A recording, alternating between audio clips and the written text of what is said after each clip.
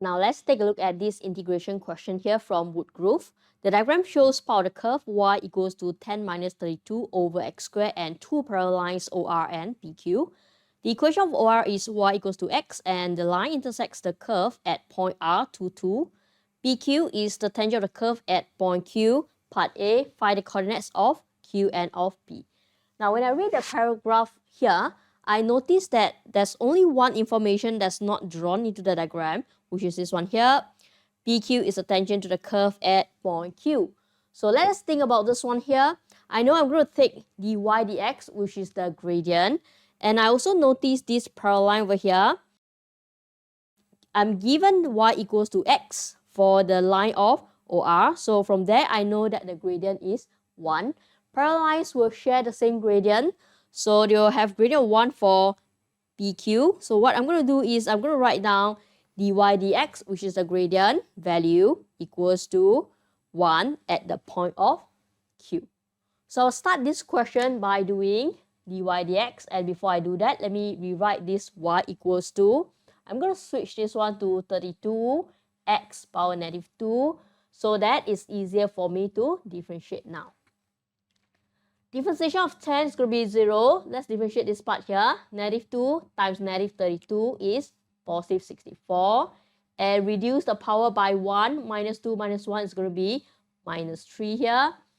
Now let's equate this gradient. This is a general gradient for this curve here. But at Q, the gradient is going to be 1. Let me put here. 1 equals to 64 x power negative 3. And let's switch this one again to over x power 3. So I can multiply x power 3 to the left and have x power 3 equals to 64.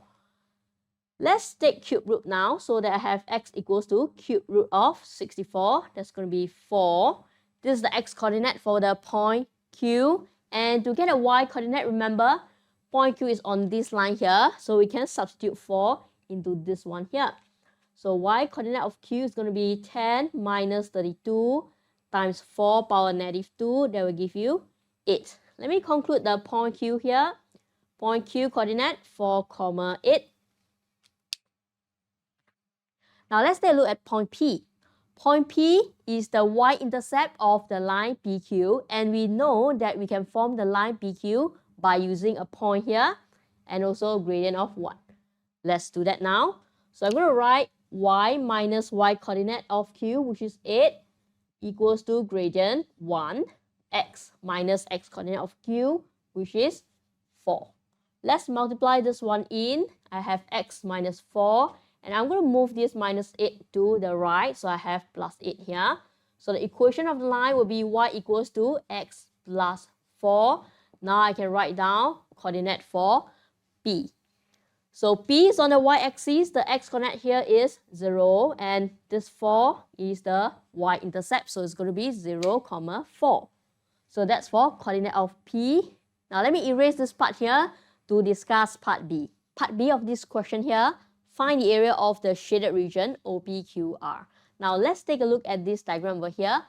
Of course, you might have a different method to find the area, but for me, if I analyze this diagram, my preference will be drawing a vertical line, because I know a vertical line means that the line will be parallel to the y-axis. So this diagram over here that I draw in blue will be a parallelogram, because we can see two pairs of parallel sides.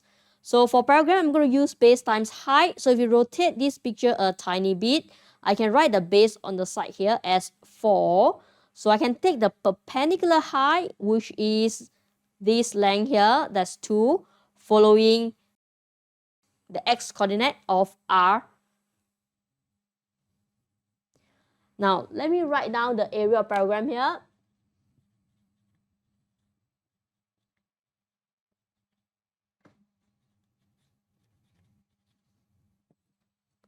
So I'm going to make use of base times height. So that's going to be a 4 times 2. I'll get 8. Now let's take a look at the other part of this area, which is on the right. So this red color region here is bounded by a line above and then a curve below. Okay, so let me write down the equation of the line just now we've gotten in part A, which is y equals to x plus 4. And what we're going to do is we're going to integrate from this point here to all the way to point Q. The x-coordinate is 4. So let me write down the area bounded by the two curves here.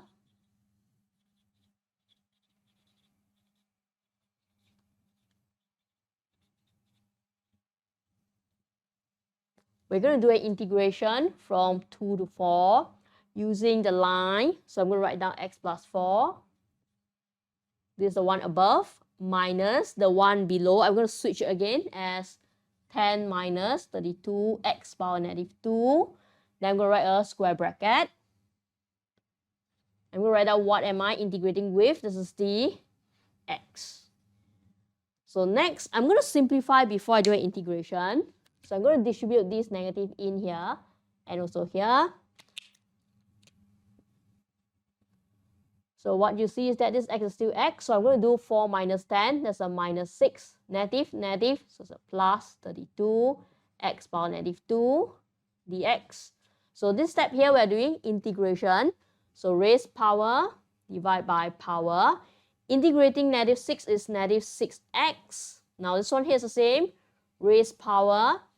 So negative 2 plus 1 is negative 1 divided by negative 1. So we have done an integration step. So I'm going to write square bracket and move these 2 and 4 to the back here. So let me simplify a bit before I substitute 4 and 2 in. I'm going to rewrite this one as minus 32 over x. And now let's place the 4 in first. 4 square over 2 minus 6 times 4 minus 32 over 4. And the center is a minus. Let's place 2 in there. I have 2 squared over 2 minus 6 times 2 minus 32 over 2. Let's click calculator for this answer. We'll be getting 2 as the answer. So area of the shaded region, final step, we're going to use 8 plus 2. We'll be getting 10 units square for this area question over here.